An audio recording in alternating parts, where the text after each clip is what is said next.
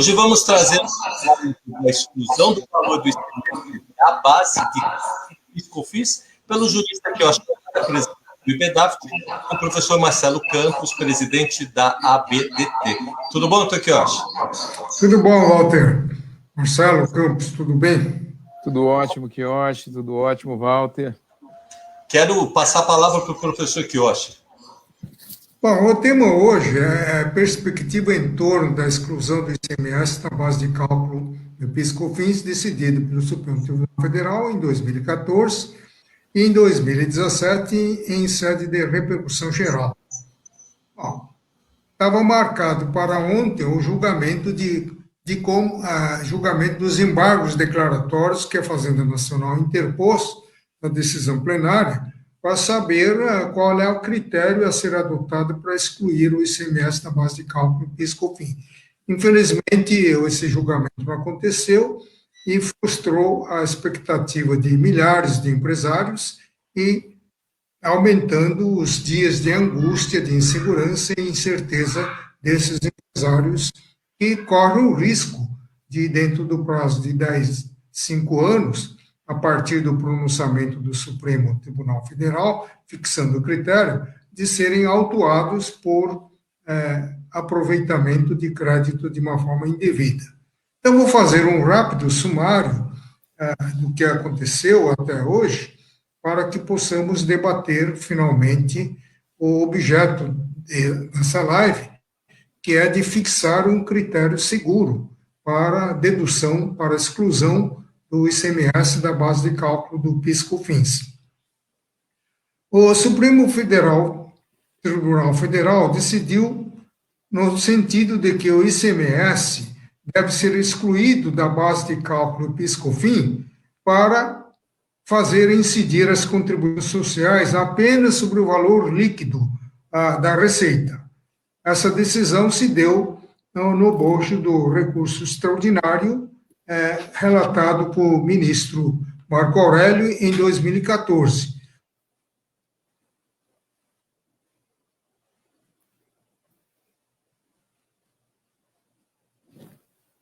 O fundamento foi no sentido de que, não sendo o ICMS uma mercadoria, não seria passível de faturamento e, portanto, não poderia compor a base de cálculo de um tributo que tem por fato gerador exatamente o faturamento. Assim, determinou que, antes do cálculo da contribuição do PIS/COFINS, fizesse a prévia exclusão do valor do ICMS contido na base de cálculo, vale dizer, contido no preço da mercadoria. Então, essa decisão veio ser referendada em 2017, em sede de repercussão geral, no recurso extraordinário relatado por ministra Carmen Lúcia. Só que, antes disso, houve alguns percalços processuais. A regra geral é da inclusão de tributos indiretos na base de cálculo de outro tributo. A exclusão, por ser uma exceção, tem que vir expresso na norma constitucional ou na norma infraconstitucional, não é? Assim como a não incidência tributária ou a isenção tributária são especificados na norma. Né? Então, o que não está na hipótese de isenção é porque está dentro da hipótese de tributação. Né? Tanto é que a Constituição Federal, no artigo 155, parágrafo 2º, inciso 11, do artigo 155, determina a exclusão do IPI da base de cálculo do ICMS sempre que a operação configurar fato gerador dos dois impostos. E também a lei complementar número 70, que instituiu a COFINS, determina expressamente a exclusão do IPI da base de cálculo da contribuição do COFINS, mas não se refere exclusão do ICMS. E mais ainda, o inciso 11 do parágrafo, inciso 1º do parágrafo 2º do artigo 3º da Lei 9.718 de 98, que rege atualmente a cobrança do PIS/COFINS, dispõe expressamente que se exclui da base de cálculo do PIS/COFINS o ICMS naquela modalidade de substituição tributária. Vale dizer que nas demais operações que não envolvem substituição tributária, o ICMS deve ser incluído na base de cálculo. Desse dispositivo se valeu o Procurador-Geral da Fazenda Nacional para propor uma ação direta de constitucionalidade desse dispositivo para assentar a tese de que nas operações que não envolvem substituição tributária do ICMS, o imposto é incluído na base de cálculo do PIS/COFINS. Essa interposição da ADECOM, que recebeu o número 18, implicou imediata sustação do julgamento do recurso extraordinário relatado por ministro Marco Aurélio, que já contava, naquela época, com 6 votos favoráveis à tese da exclusão. Foi, então, sustado por 180 dias, o prazo em que o Supremo deveria decidir a ADECOM. Mas não houve decisão, então prorrogaram novamente. Seguiu-se 3 prorrogações por 180 dias, sem que o Supremo jamais decidisse a respeito dessa ação. Até que veio uma lei de 2014 e, por uma razão que eu não conheço, revogou aquela norma que estava atrapalhando o julgamento do recurso extraordinário de relatoria do ministro Marco Aurélio. E perdeu o objeto. Então, ficou nesse pé. Até hoje, o Supremo Tribunal Federal não decidiu qual o critério ou como se faz essa exclusão. Porque é muito fácil você afirmar que deve ser excluído, mas o difícil é como excluir. Como é uma matéria que envolve conhecimento extrajurídico, isso envolve cálculos matemáticos e contábeis, então o Supremo foi deixando, não decidiu até agora. Agora, no dia 29 de abril deste ano, a Fiesp, o Conjur, que é um órgão consultivo da Fiesp, presidido pelo sempre competente e simpático ministro Sidney Sanches, colocou em pauta a discussão desse tema, convidando o professor Humberto Ávila como expositor. O professor Humberto Ávila ficou mais no plano teórico, doutrinário, tecendo rasgados elogios à atuação do Supremo Tribunal Federal, como corte que tem a última palavra em matéria de aplicação de preceitos constitucionais, dizendo que a corte está trazendo segurança jurídica por suas decisões plenárias, e criticou bastante a interposição de embargos declaratórios, porque, no seu entender, quando em 2014 decidiu pela exclusão, todo mundo já deveria estar cumprindo, independentemente do julgamento em nível de repercussão geral. E criticou também o efeito modulatório, pretendido pela Fazenda Nacional, que, nesse particular, eu concordo com a ressalva que farei no final dessa intervenção. E acabou culpando o Congresso Nacional pela omissão de não atualizar a legislação do PIS/COFINS de conformidade com a decisão plenária do Supremo Tribunal Federal. Só que o Supremo Tribunal Federal não declarou a inconstitucionalidade de qualquer preceito normativo que devesse ser restaurado de outra forma pelo Poder Legislativo. Simplesmente interpretou o artigo 3º da Lei 9.717, de 98, e concluiu que na base de cálculo não pode ser incluído o valor do ICMS. Então, não houve declaração de inconstitucionalidade a exigir uma intervenção legislativa. E quanto à impertinência dos embargos declaratórios, eu acho que os embargos declaratórios foram bem propostos e oportunamente apresentados, porque precisa o Supremo Tribunal Federal decidir qual o valor que tem que ser excluído, se é o valor destacado na nota fiscal, o valor do imposto pago no final de determinado período, ou qualquer outro critério, né? O que não pode é mandar excluir e não dizer como fazer. Né? Então, isso gera insegurança. Você vê que, qualquer que seja a decisão do Supremo Tribunal Federal, no sentido de excluir por esta ou aquela forma, vai dar impacto no empresariado em geral, porque cada um fez a exclusão segundo a orientação do seu departamento jurídico. Então, a exclusão não foi feita por um critério uniforme. Esse critério uniforme, só o Supremo Tribunal Federal é que poderá traçar. Né?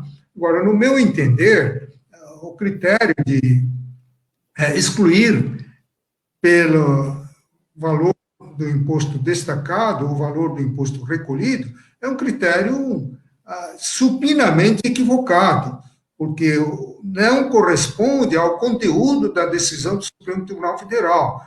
Pode até o ministro que julgou nesse sentido ter entendido que tem que excluir o que é destacado, mas o que restou emendado, restou confirmado na ementa com toda a clareza lapidar, é que deve incluir o ICMS contido na base de cálculo do PIS/COFINS. Então, é uma operação que antecede ao destaque do valor do ICMS e o pagamento do ISS, o pagamento do ICMS.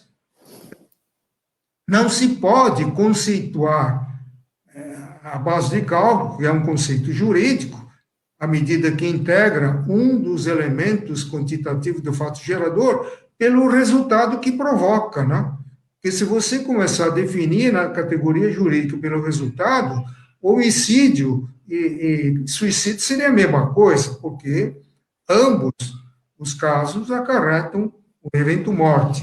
Então, claramente está havendo aqui uma omissão do Supremo Tribunal Federal em decidir o critério. Só espero que não decida pelo valor do imposto recolhido, ou então pelo valor destacado, que a maioria das empresas estão fazendo.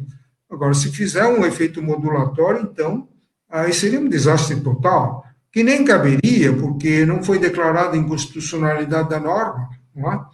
Mas, na eventualidade de fazer, representaria uma puxada de tapete, violaria o princípio de segurança jurídica, o princípio da proteção de confiança, o princípio da boa-fé objetiva do Estado, que é um órgão jurisdicional que, em nome do Estado Federal Brasileiro, assim decidiu, que é para excluir. Então, os empresários fizeram a exclusão e agora vai fazer modulação para dizer que vocês têm que devolver? Não faz sentido.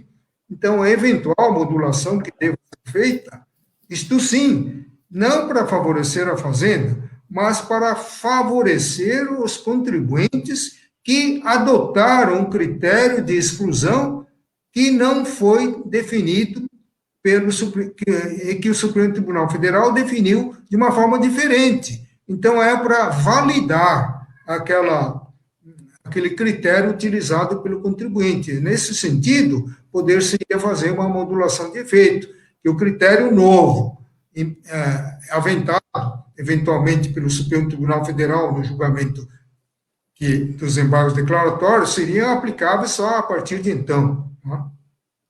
Então, esse é o resumo da matéria, para que eu, Marcelo, possamos debater, então, como é que se faz essa exclusão. Que eu acho que eu gostei muito da sua explanação. Eu acho que as pessoas que estão nos assistindo, elas tenham podido, ao menos, entender qual é a grande discussão, né, que nós estamos enfrentando. E o que me parece é que, especialmente, nós podemos até, nesse momento, né, da decisão que não ocorreu do dia 29, ontem, né, você não tinha o que esperar, né, daquela decisão, uma vez que, na verdade, o mérito, como você mesmo falou, já tinha sido julgado em 2017. Né? Então, até agora, o que se estava tentando fazer era justamente compreender e aplicar a decisão do Supremo. E agora, com o objeto do embargo de declaração, o Supremo vai ter que se manifestar sobre 2 pontos importantes. Né? Basicamente, da forma como você disse, o que é que vai ser excluído, né, ou de que forma fazer esse cálculo, e a outra é os efeitos da própria decisão, né, quanto à questão da modulação. Você tratou o primeiro, ou você iniciou aí a se posicionar acerca do primeiro, que é qual ICMS a ser excluído, e talvez até como base para a gente poder discutir, eu acho que a primeira compreensão que deve ser feita é a questão da competência, né? ICMS é um tributo de competência estadual, enquanto o PIS e COFINS é um tributo de competência federal. Essa competência, inclusive, ela tem outras distinções, mas ela leva a norma federal estabeleceu uma base de cálculo, como você mesmo diz, o faturamento. E no outro é o valor da mercadoria. E no cálculo do ICMS, você tem a dedução daquilo que você pagou nas operações anteriores para realizar aquilo que a Constituição impõe, que é a não cumulatividade. Né? Uma regra constitucional, alguns chamam de princípio, Zé Souto, saudoso Zé Souto, que dizia que era uma regra e não um princípio, propriamente dito.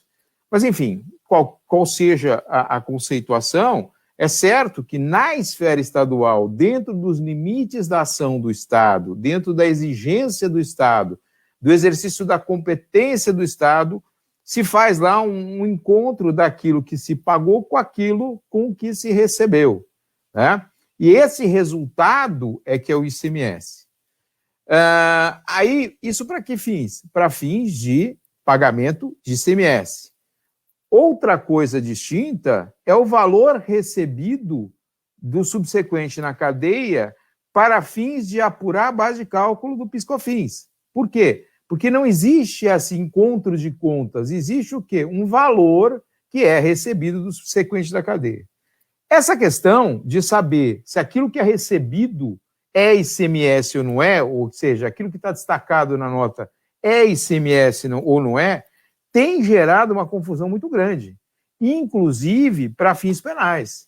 Nós temos aqui observado e discutido muito o posicionamento do Supremo em relação a isso, que me pareceu, né, está muito ligado à primeira decisão do Supremo, dizendo, olha, tá bom, tudo bem, vocês vão pedir a restituição ali, mas vocês vão ser presos aqui.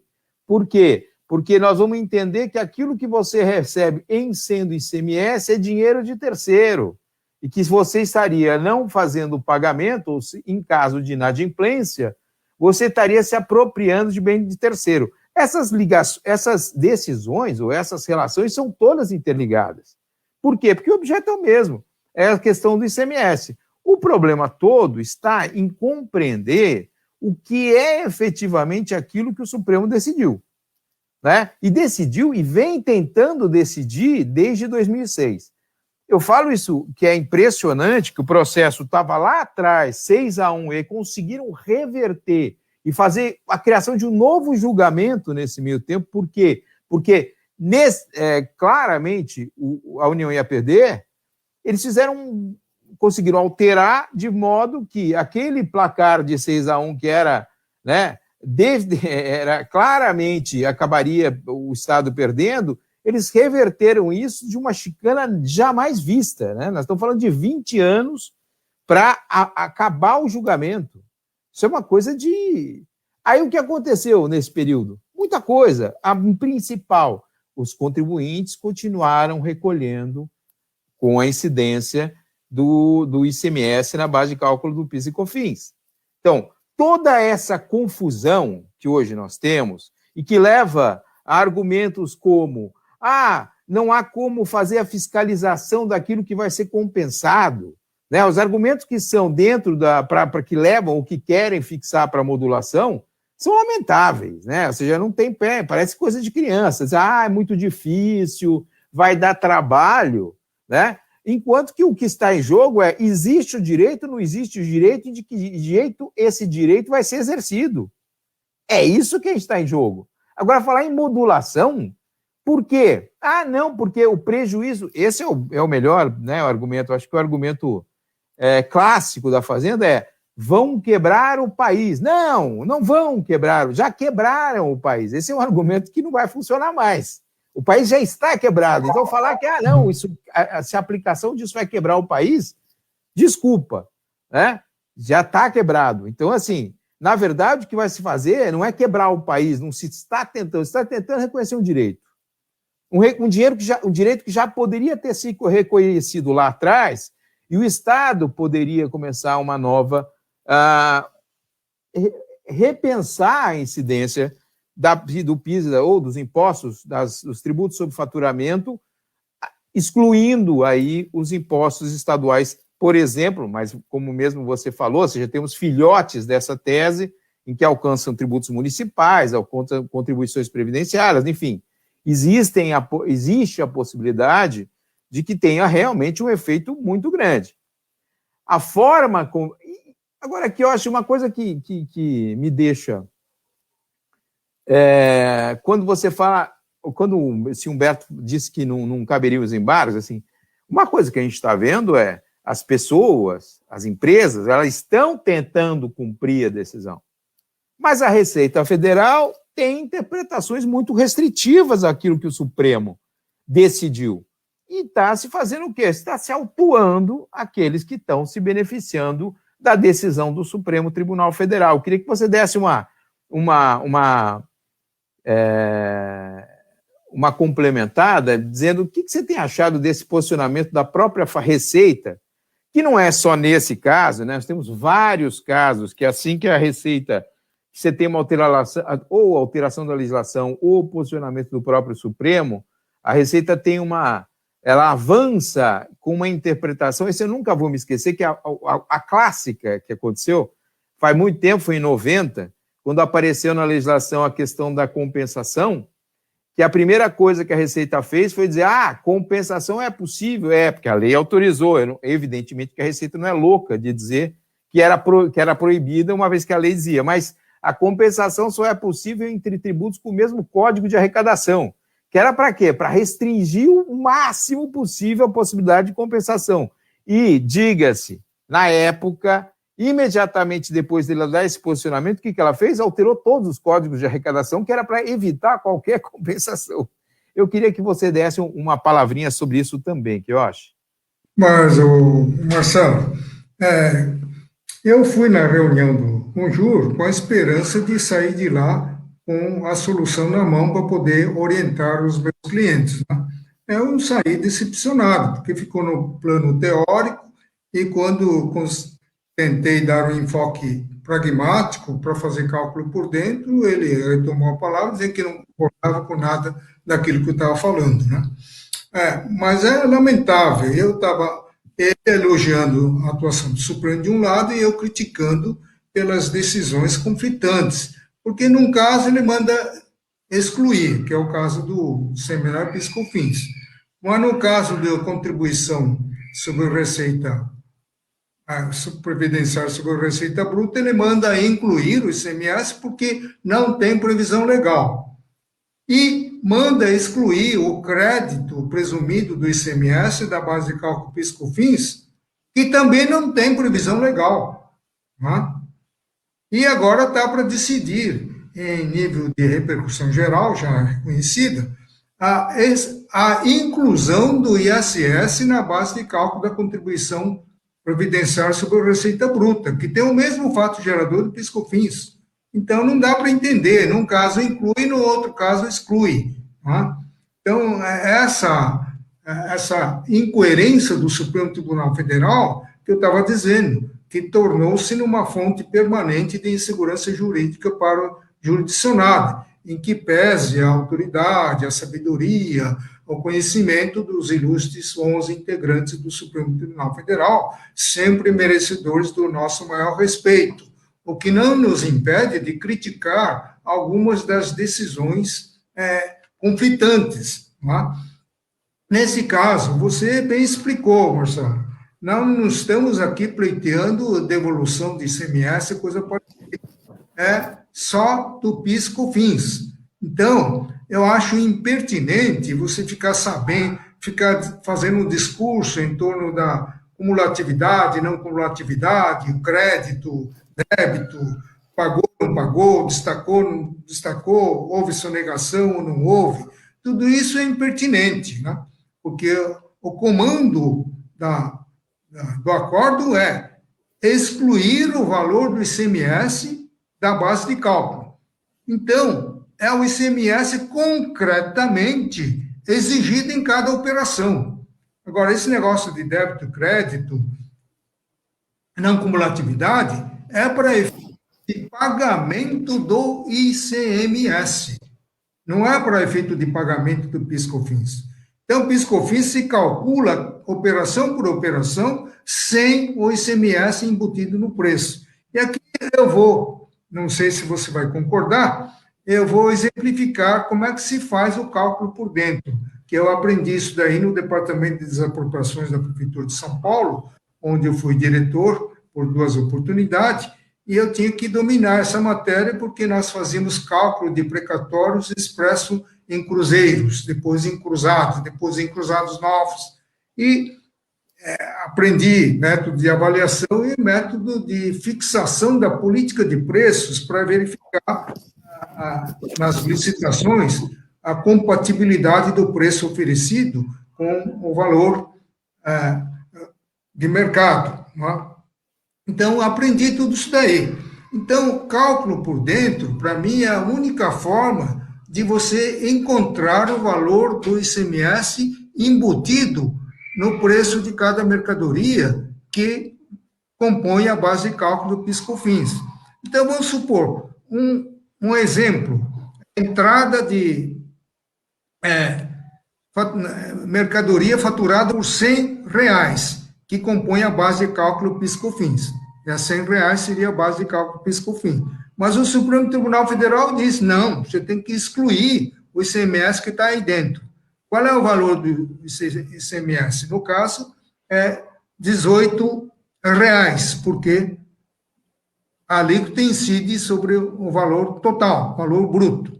Então, o preço da mercadoria, na realidade, é de R$82 e não de R$100. É sobre esses R$82 que tem que incidir o PIS/COFINS. Mas o Supremo diz, dentro desses R$82, que é o valor líquido faturado, você tem que deduzir o imposto, o ICMS que está aí dentro. Então, eu tenho que aplicar 18% sobre 82%, que vai dar o valor de 14,76 centavos a título de ICMS, e não R$18. Então, aí dá uma diferença de R$3,24 em relação ao ICMS destacado. Então, essa operação deve ser repetida em cada nota fiscal, de sorte que, no final do período, você vai somar o valor do novo COFINS, do novo PIS/COFINS, já calculado sem o ICMS dentro, e confrontar com o valor total do PIS/COFINS recolhido. A diferença é o crédito a favor do contribuinte. Então, é assim que eu entendo que deva ser cumprida a decisão do Supremo Tribunal Federal. Agora, isso, os ministros do Supremo Tribunal Federal não têm conhecimento. Nem pensar, eles vão dizer deixa. Assim como o professor Humberto Dávila, falou que não concordava em nada, porque ele não entende nada disso. Né? Há raríssimos juristas que entendem de cálculos matemáticos, cálculos financeiros, a não ser aqueles que estão habituados a mexer diariamente com a legislação do imposto de renda. Né? Você vai falar em artigo circulante, artigo não circulante, dedução do não sei o quê, você vai pensar que é um ativo que está andando por aí, né? Que eu acho, só para eu compreender bem, eu e todos nós estamos assistindo, então, a base dessa dificuldade, por não ser 18,82, é justamente porque o ICMS, ele incide sobre o valor dele mesmo, não é isso? Ou seja, quando você faz o cálculo do ICMS, ele está lá dentro e aí você soma o ICMS, então seria... E aí, em cima desse total, é que você aplica a alíquota correspondente. É o imposto danado, porque enganoso, que o legislador gosta, né? Então, a alíquota de 18 vai dar, na realidade, 21,35. Uma alíquota de 5% sobre energia elétrica vai dar exatamente 33,33%. Então, por isso que nós temos a energia mais cara do planeta, entendeu? Agora, o legislador não quer adotar o sistema americano, o sistema japonês, o sistema de outros países adiantados, que é tributação por fora. Então, numa mercadoria de 100, R$18 é do fisco e R$100 é do comerciante. Não pagou, vai para a cadeia, apropriação indébita. Aqui não paga, não vai para a cadeia, coisa nenhuma. Falei, não, estou devendo preço, não estou devendo imposto. Pois é, mas o conceito de preço é um negócio que também fica, com essa decisão, eu acho que interfere bastante no conceito de preço, né? O que é preço hoje, a sensação que eu tenho, aquilo você que não tem mais preço. Falou, como é que eu posso segregar do preço que abrange matéria-prima, insumos, margem de lucro, folha de salário, conta de luz, conta de água, tributos indiretos, como é que eu posso segregar um desses valores do total do preço que é composto de vários fatores, entendeu? Então, quando você estabelece honorários advocatícios, você leva em conta o imposto de renda que você tem que pagar, o ISS que você tem que pagar, aluguel, o funcionário que você tem que remunerar, a conta de luz, o condomínio, o aluguel, e a margem de lucro que você tem que ter. Senão eu não vou trabalhar de graça. Então, tudo isso compõe a política de formação de preços. Tá? Agora, o preço não é sacado do bolso do colete do comerciante como eu pensava antigamente, antes de aprender lá no Departamento das Apropriações como é que se faz, entendeu? Tem toda uma metodologia de cálculo. A única coisa que foge da metodologia é hortaliças, no Ceasa, que o produtor ganha R$2 por um caixote de alface e o feirante vende a R$2 o pé de alface, entendeu? Aí não há metodologia. Faz tempo que você não vai lá, é 4 já, viu? Que aí tá o presidente militar disse que ia arrebentar com isso, ia fechar a Ceasa, não sei o quê, deu com burros d'água, né? E continua assim, né? Kiyoshi, dentro desse seu raciocínio, eu só queria colocar aí um complicador, antes da gente falar um pouquinho da questão da modulação, eu queria colocar um complicador aí. Kiyoshi, e no caso da COFINS não cumulativa, qual seria porque, veja, quando ele deduz, ele está pagando ICMS da operação anterior, que não deveria estar lá. Será que ele pode pegar e simplesmente pegar o valor total recolhido a título de COFINS e ignorar? Eu entendi. Entendeu? Eu acho que não tem pertinência, porque o crédito do PIS não cumulativa é o crédito da contribuição, não tem nada a ver com o ICMS. ICMS, qualquer que seja o regime cumulativo ou não cumulativo, ao teor do acordo, manda excluir da base de cálculo. Não, então, mas quando eu estou falando na operação... Em cada operação, não é do período de apuração, é em cada operação. Tá, mas quando eu faço o recolhimento, eu deduzo o que eu paguei de PIS e COFINS quando ele é não cumulativo. E quando eu estou deduzindo um PIS e COFINS que tem um ICMS embutido ali. Eu não teria que fazer a mesma dedução para poder chegar no valor efetivo a ser restituído? Sim. Sim, a dedução do ICMS independe do regime cumulativo ou não cumulativo. Não, a dedução do PIS/COFINS eu estou falando, eu não estou falando do ICMS. É. Esquece o ICMS. É que na composição, dentro dessa maluquice, que eu acho, dedução do PIS/COFINS... Eu acho assim, deixa eu só falar uma coisa. A maluquice está de tamanho que é a seguinte, escuta, você faz a composição do custo da sua mercadoria, você coloca o salário lá. Isso, por um acaso, algum maluco imaginou que eu daria, né? Como eu transfiro isso para o preço final, eu teria uma questão trabalhista com o cara que é o meu comerciante, o que me compra, o meu consumidor. Esse cara, por um acaso, responderia por ações trabalhistas, uma vez que no preço está embutido o valor do salário do meu funcionário? Óbvio que não. Por isso que esse negócio é completamente maluco. Você leva para a área do trabalho, do direito do trabalho, que caça, né, responsável trabalhista em tudo que é canto, né? Olhou para o lado, você passou em frente da loja, talvez você consiga tomar uma ação trabalhista ali. Agora, você imagina, nessa situação que eu acho, em que eles decidiram, você não acha que teria, então, que, para chegar no valor exato, teria também que fazer essa apuração com relação ao crédito de PIS/COFINS? De PIS, É razoável que se pense assim, né? Porque eles inventaram, na verdade, um filigrama jurídico que, no dizer do Everaldo Maciel, fruto de elucubração mental, né? Quer dizer, ele diz que eu nunca vi um negócio desse, né? A vida dele.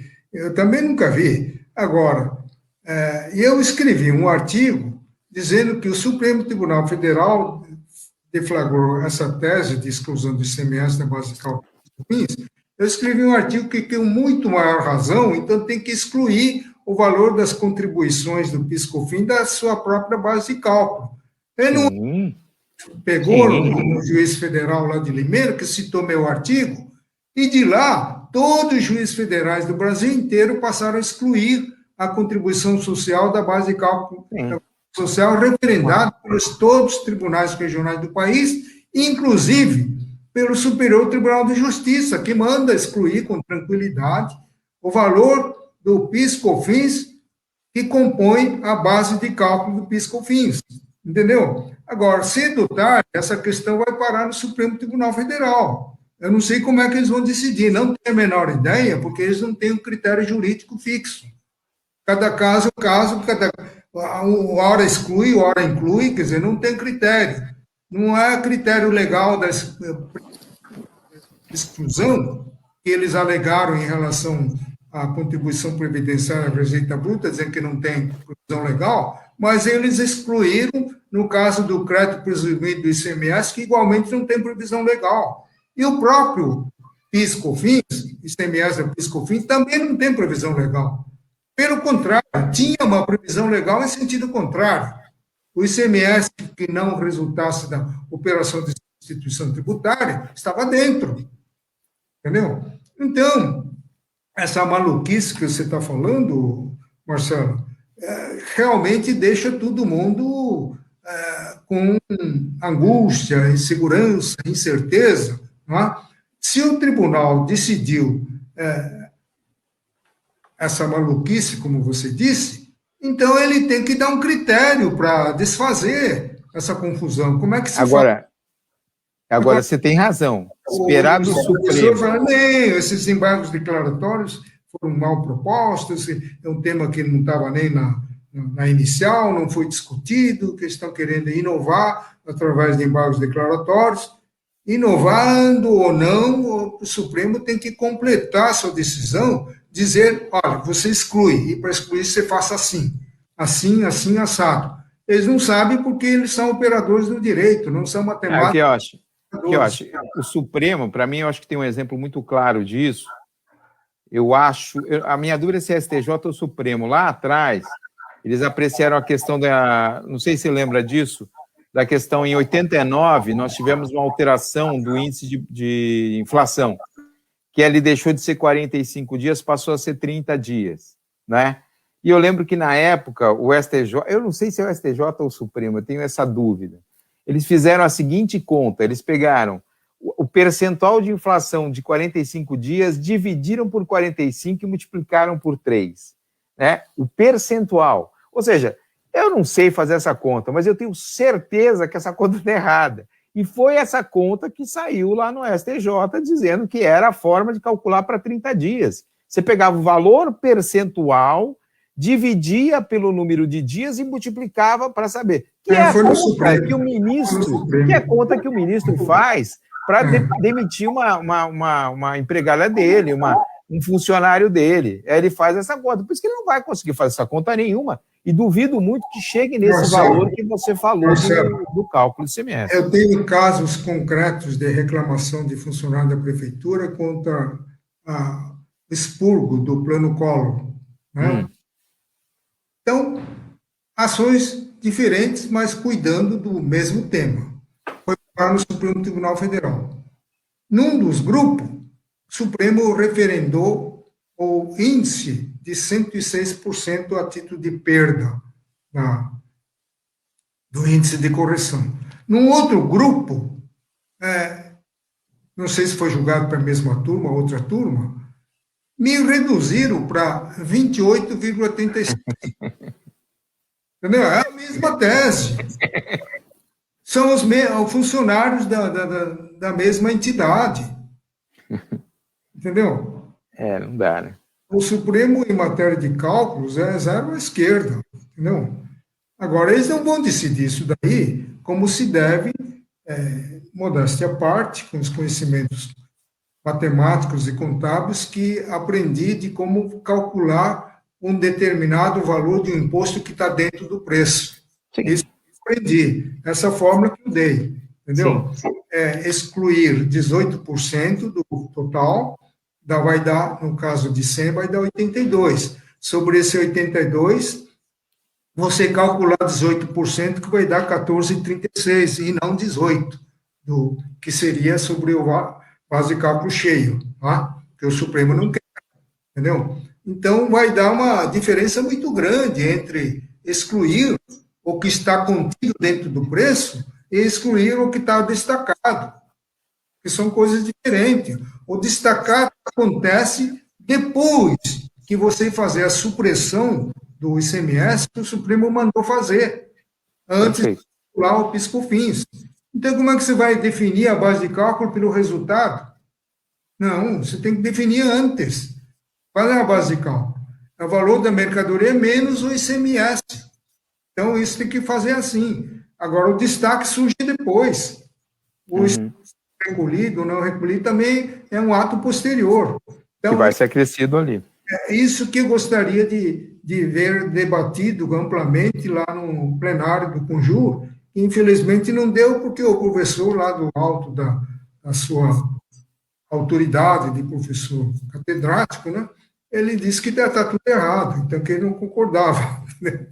Agora, aqui eu acho, e modulação? Essa parte você concordava com o nosso amigo Humberto Ávila, e ele inclusive fez um trabalho recente, eu te passei, eu acho, que saiu no Estadão, que era justamente sobre essa ideia de você chegar a um meio termo, e que o meio termo, na verdade, ele não atende nada que seja justo, né? O que você achou?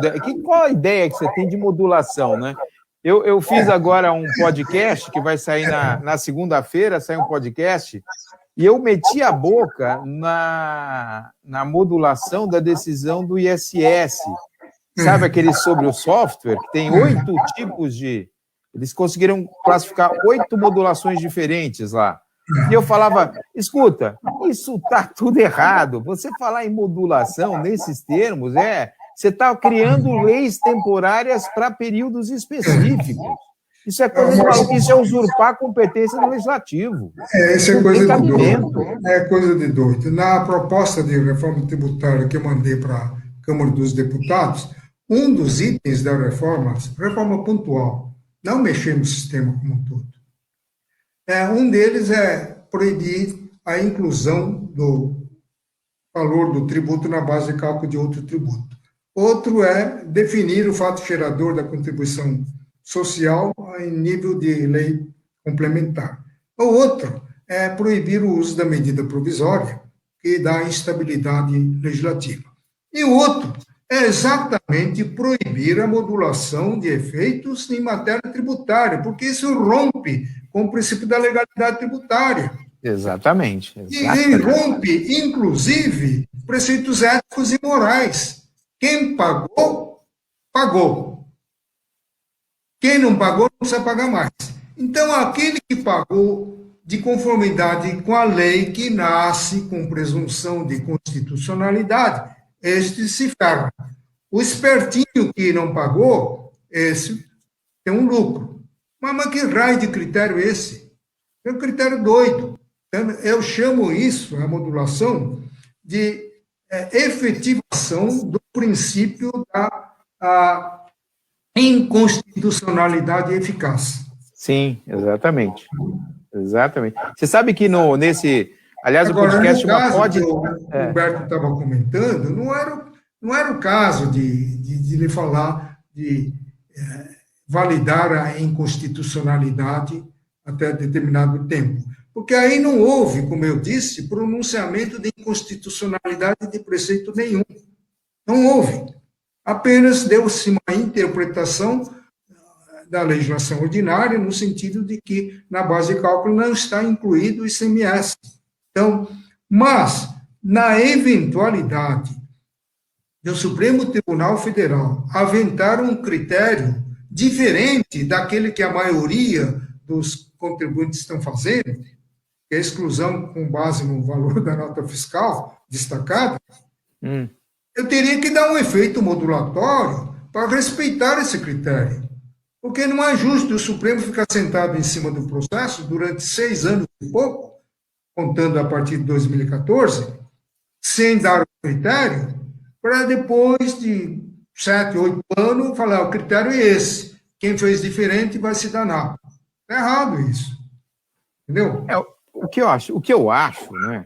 Eu acho que a próprio sistema, como você falou, não tem uma inconstitucionalidade. O que tem, na verdade, se você pensar bem nos termos originais, é um avanço da União à competência que não era sua, que era colocar dentro da base de cálculo aquilo que não era faturamento, segundo a interpretação do que seja faturamento. Mas agora, o que eu estava falando sobre modulação, e aí o que eu falei do podcast que eu estava fazendo, que chama Pod Tributária, é do grupo de pesquisa lá do Mackenzie, vai estar no Spotify agora essa semana, é justamente dizendo isso. Escuta, quando você tem, e aí eu até extrapolei, porque eu estava tratando, na verdade, da questão da inconstitucionalidade do ICMS, da incidência do ICMS sobre software. Eu avancei ali, porque ali eles criaram 8 modalidades de modulação. E aí eu disse o seguinte, escuta, se eu sou prefeito, eu vou atrás daquilo que não foi pago de ISS para mim. Essa história de modulação, ela é muito bonita, mas ela não para em pé.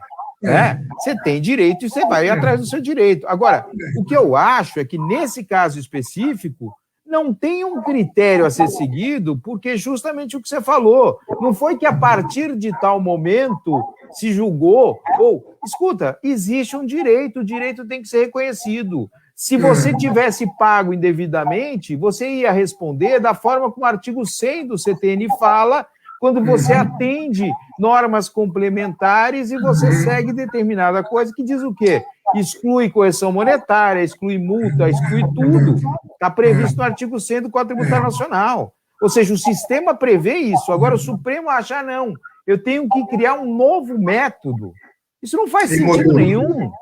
Não faz sentido. E mais ainda, você quebra as empresas, traz um resultado negativo irreversível, porque a empresa que apropriou crédito com base na exclusão do ICMS faturado, ICMS destacado na nota fiscal, então aquela receita incorporou no balanço do final de ano e foi parar no bolso dos acionistas, a distribuição de lucros e dividendos.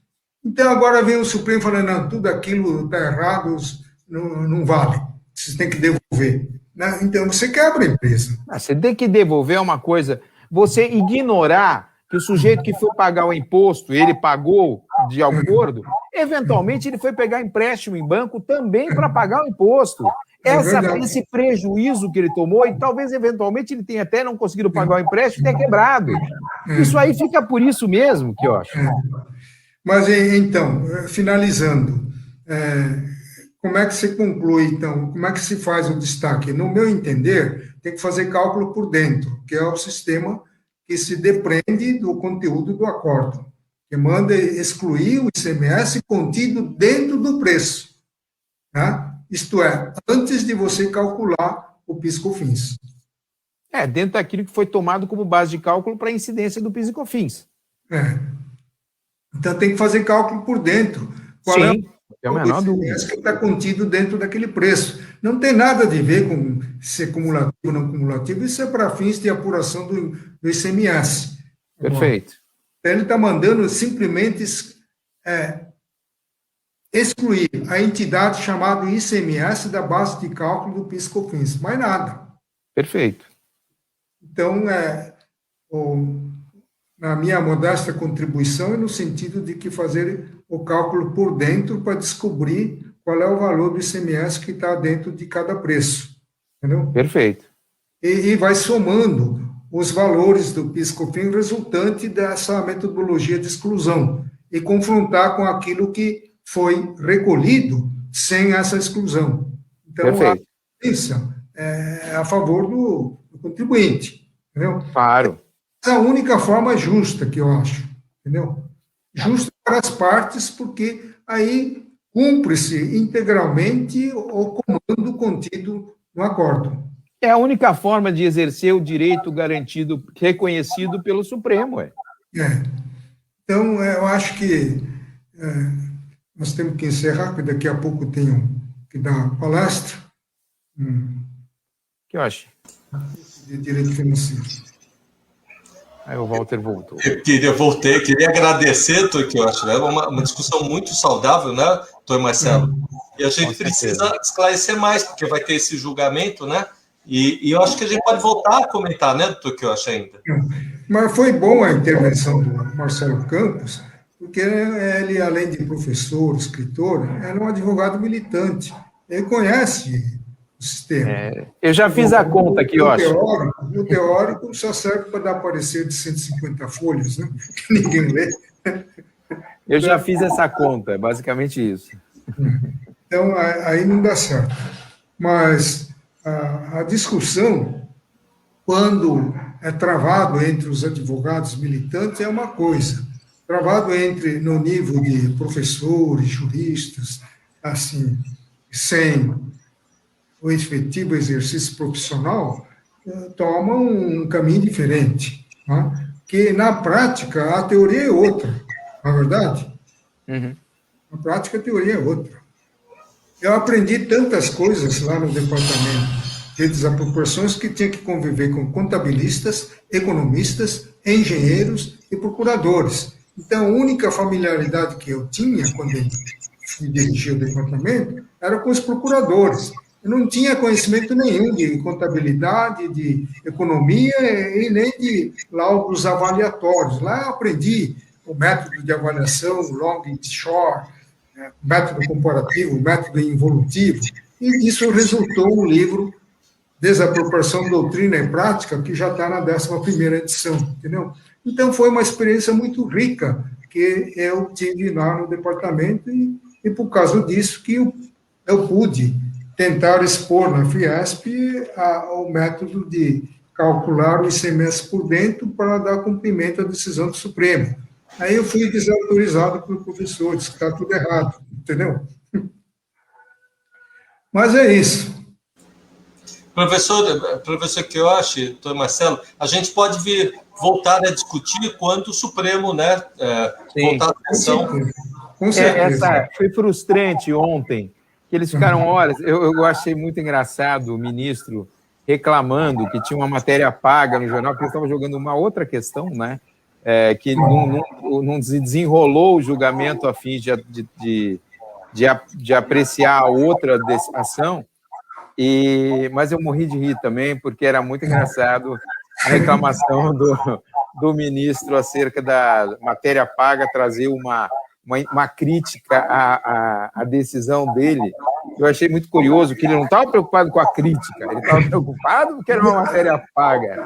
E aí, nesse caso específico, estou sabendo, a pressão que eles estão sofrendo é terrível, é muito grande.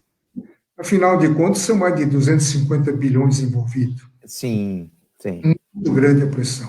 Agora, só falta o Supremo sair pela tangente e falar que, na linha do professor Dávila,